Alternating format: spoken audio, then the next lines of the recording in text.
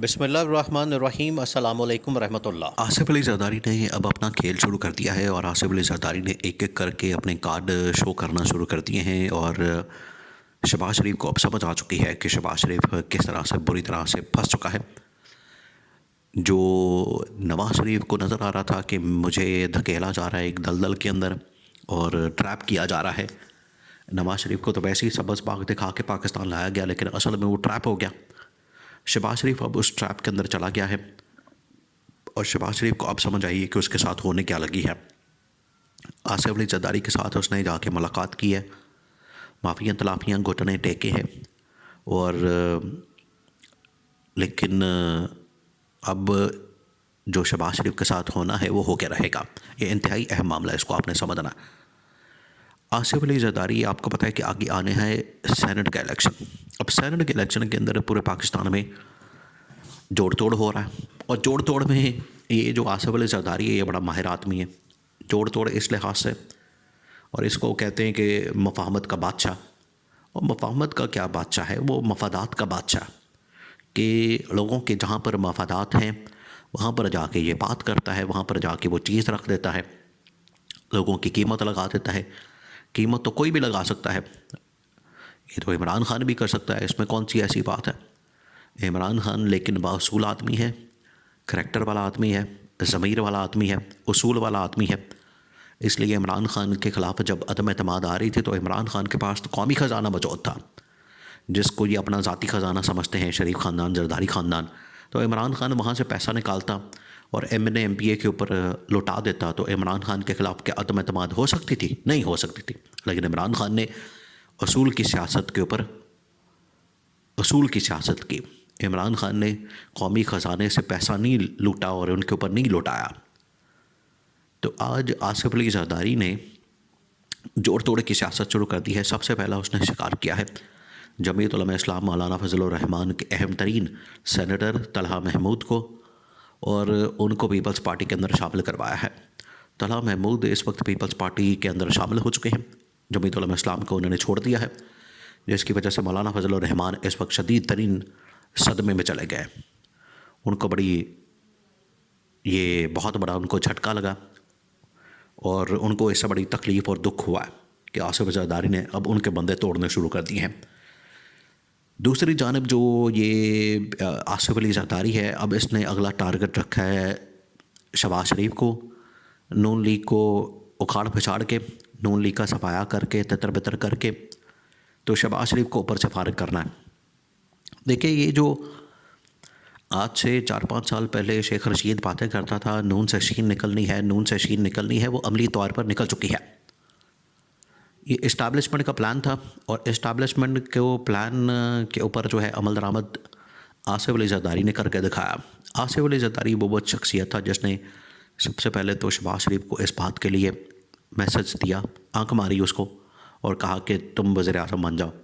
अब शहबाज शरीफ के दिल में भी कहीं ना कहीं वज़ीर आज़म बनने के लिए तो शौक़ तो था, बेचैनी तो थी, बेकरारी तो थी, बनना तो चाहता था। उसने कहा कि चलो यही मौका है, भाई के साथ गद्दारी और बगावत करो, जो मैं काफ़ी अरसे से सोच रहा था। तो लपक के शहबाज शरीफ वज़ीर आज़म बन गया, शेरवानी सलवाई पहनी और वज़ीर आज़म बन गया। फिर उसका फ़ायदा ये हुआ कि NRO भी मिल गया, केसेस भी माफ़ हो गए, अपने ज़ाती मफादात तो उन्होंने पूरे कर लिए, मुल्क का बेड़ा गर्क कर दिया। अब जहाँ से नून से शीन निकली है, तो अब अगला टारगेट आसिफ जरदारी का शहबाज शरीफ है। अब वो कैसे करना है? इस तरह से करना है कि आसिफ अली जरदारी ने सेनेट के अंदर अक्सरियत हासिल करनी है। सेनेट के अंदर आसिफ अली जरदारी ने मेजॉरिटी हासिल करनी है और चेयरमैन सेनेट और डिप्टी चेयरमैन, फिर उसके बाद सेनेट के अंदर मेजॉरिटी और फिर ऊपर ख़ुद बैठ जाना है। अब होगा क्या? जब भी कोई कानून पास करने के लिए पेश किया जाएगा, बिल वगैरह, कानून वगैरह, या कोई भी ऐसी छोटी मोटी चीज़, इवन कि ऑर्डिनेंस के लिए भी आखिरकार सदर के दस्तखत ज़रूरी हैं, और सदर कौन बैठा हुआ है? पीपल्स पार्टी का।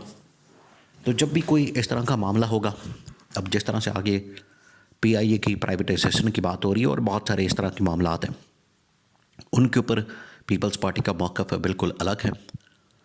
तो जब भी इस तरह की चीज़ें होंगी, उसको आखिरकार सेनेट से होके ऐवान सदर में जाना है और सारी जगहों से साइन अंगूठा होना है, तो फिर उसके बाद वो बिल या कानून पास होता है।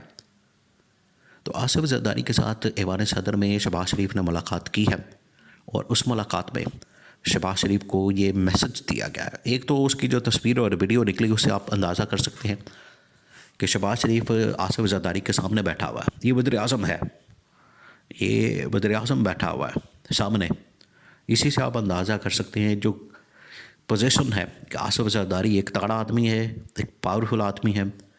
हालांकि दोनों कुर्सियां जो हैं वो आमने सामने भी रख सकते थे, एक लाइन में रखी जा सकती थी, लेकिन यहाँ पर ये हुआ कि आगे बैठा हुआ है शहबाज शरीफ और चेयर को लीड किया जा रहा है आसिफ अली जरदारी की जानिब से, जो एक मैसेज था कि तुम किसके कहने पर या किसके सर पर वज़ीर आज़म बने हो और तुम्हारी हैसियत क्या है। एक उससे मैसेज बहुत क्लियर भेजा आसिफ अली जरदारी ने शहबाज शरीफ को। वहीं पर शहबाज शरीफ को फारग कर दिया। शहबाज शरीफ को असूलन तो वैसे ही इस मीटिंग के बाद जो तस्वीर जारी की गई है इसके बाद तो फारग हो जाना चाहिए, ख़ुद ही इस्तीफ़ा दे के घर जाना चाहिए, ख़ुद ही अपनी इज़्ज़त और साख बहाल करनी चाहिए और घर जाके बैठ जाना चाहिए। इससे बेहतर है, क्योंकि ये जिस तरीके से शहबाज शरीफ अब ज़लालत काट रहा है और जिस तरीके से यहाँ पर हालात बन चुके हैं शहबाज शरीफ के लिए, उसके बाद आगे आगे आसिफ अली जरदारी ने जो कार्रवाई करनी है, जो एक्शन लेना है, वो शहबाज शरीफ को घर भेजने का है। और अब पंजाब के अंदर जो है उसका आगाज़ हो चुका है। पंजाब के अंदर जो 5-6 सैनेटर्स निकलने हैं, उन 5-6 सैनेटर्स के लिए दौड़ लगी हुई है। PTI भी चाहती है कि हमारे पास 2-3 सैनेटर्स आ जाएं, पीपल्स पार्टी भी चाहती है और सिंध से भी वो निकाल लेंगे।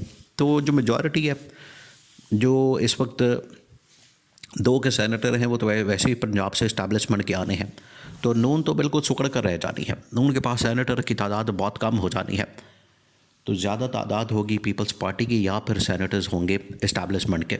तो नून तो फारग, ये शहबाज शरीफ तो फारग। शहबाज शरीफ का तो अंदाज़ा हो रहा है, नज़र आ रहा है कि अब इसके पास ज़्यादा टाइम नहीं है, इसका इक़्तिदार जो है वो ख़त्म होने वाला है।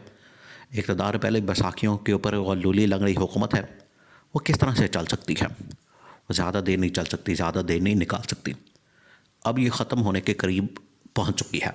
जुम्मा 8 दिन हुए हैं और आते साथ ही स्कैंडल्स की भरमार, और फिर ये HSN कॉलेज वाला स्कैंडल, इरसा की चेयरमैनशिप का स्कैंडल, फिर उसके बाद ECC की उसकी तैनाती का स्कैंडल।